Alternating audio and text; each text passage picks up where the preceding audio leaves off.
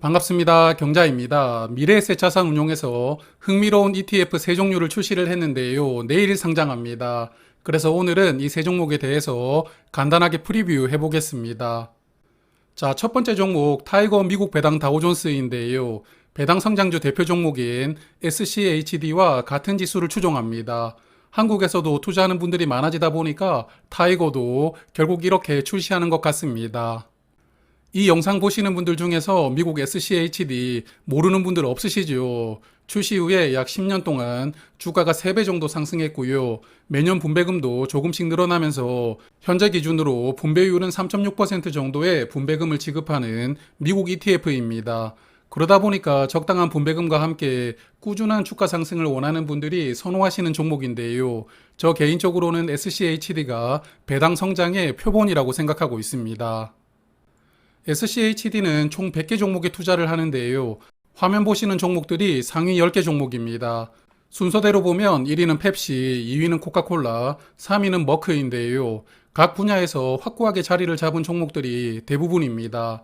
그러다 보니까 성장성이 약간 더딜 수 있지만 흔들림 없이 배당을 꾸준하게 지속할 수 있는 기업들이 대부분 포함되어 있고요.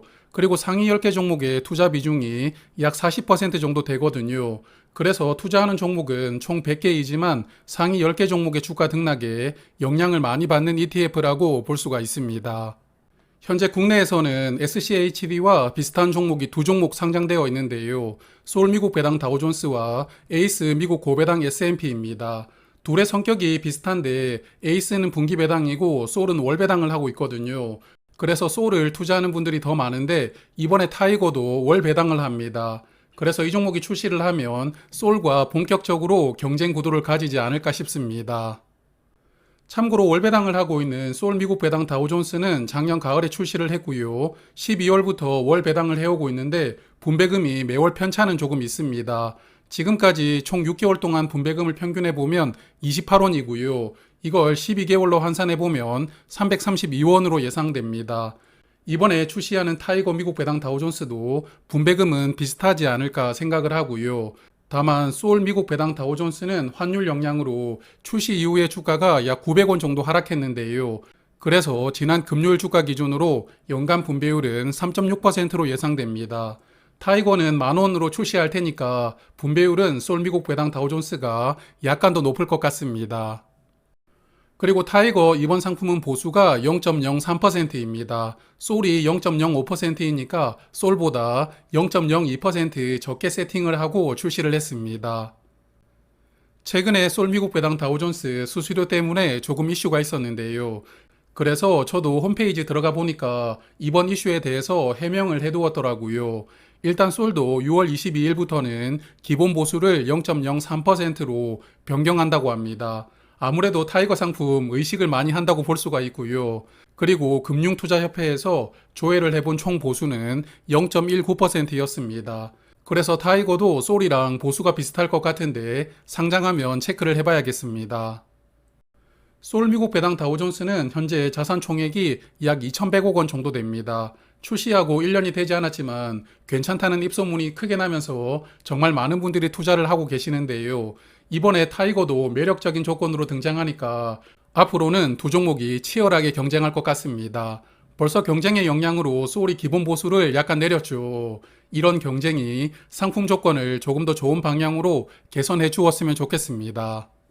자, 그러면 나머지 두 상품도 한번 볼 텐데요. 사실 저는 이 두 상품이 조금 더 흥미롭습니다. 타이거 미국 배당 다우존스에다가 3% 그리고 7% 프리미엄을 더해준 상품이라고 합니다. 상품 구조가 이렇습니다. 앞서 말씀드렸던 타이거 미국 배당 다우존스에 투자를 하는데 여기에다가 커버드콜 전략을 일부 사용해서 옵션 기반으로 추가 배당을 하겠다는 것인데요. 커버드콜 전략에 대해서 간단하게 말씀을 드리면 자산의 일부를 옵션으로 투자를 합니다. 그리고 그 옵션을 팔아서 일정 수준의 분배금을 마련하고요. 그걸 기반으로 배당을 하는 전략을 의미합니다. 장점은 옵션 프리미엄을 기반으로 분배를 하기 때문에 주식시장의 상승과 하락에 관계없이 고배당을 이어나갈 수가 있는데 이게 단점이 있습니다. 예를 들어 지금처럼 주가가 많이 올라가도 보유한 종목을 옵션으로 미리 팔았기 때문에 주가 상승분이 온전하게 반영되지 못하고요. 그리고 옵션을 지속적으로 매도하다 보면 자산이 조금씩 줄어들 수가 있거든요. 그래서 주가가 조금씩 내려가는 상황도 나오게 됩니다. 사실 커버드콜 전략이 생소한 분들은 이렇게 설명을 들어서는 이게 무슨 소리고 이런 생각이 드실 텐데요. 제가 커버드콜 전략을 10분 정도로 설명을 해둔 영상이 있습니다. 그 영상을 댓글로 링크를 해둘 테니까요. 필요하신 분들은 한번 참고하시길 바랍니다. 자, 그러면 커버드콜 전략이 어떤 것인지 실제 종목으로 한번 이해를 해보겠습니다. 국내 상장된 커버드콜 중에서 대표 종목이 타이거 미국 나스닥 100 커버드콜인데요.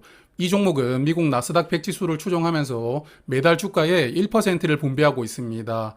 그러다 보니까 월 평균 분배금이 96원이고요. 연으로 환산하면 1157원입니다. 매달 주가의 1%씩 분배하다 보니까 연간 분배율은 11.7% 정도가 나옵니다. 타이거 미국 나스닥 100 커버드콜은 미국의 QYLD라는 종목과 비슷합니다.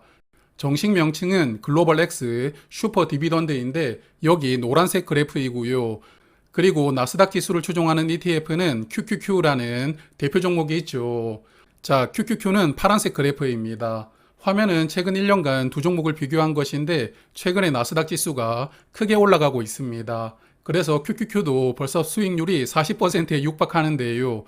반면에 QYLD는 수익률이 5%도 되질 않습니다. 그래서 앞서 말씀드렸던 것처럼 커버드콜은 주가 상승분이 제대로 반영되지 않는다는 단점이 있습니다.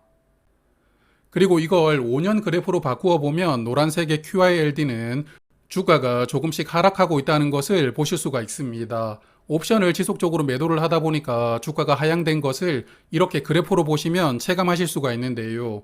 그래서 커버드콜 전략은 매달 높은 분배금을 받을 수 있다는 큰 장점이 있지만 요즘 같은 상승장에서는 주가 상승이 제대로 반영되지 않는다는 아쉬움이 있고요. 또한 주가가 조금씩 이렇게 하락할 수 있다는 단점이 있습니다. 그래서 이런 장단점을 고려하시고 투자를 하셔야 되는 종목입니다.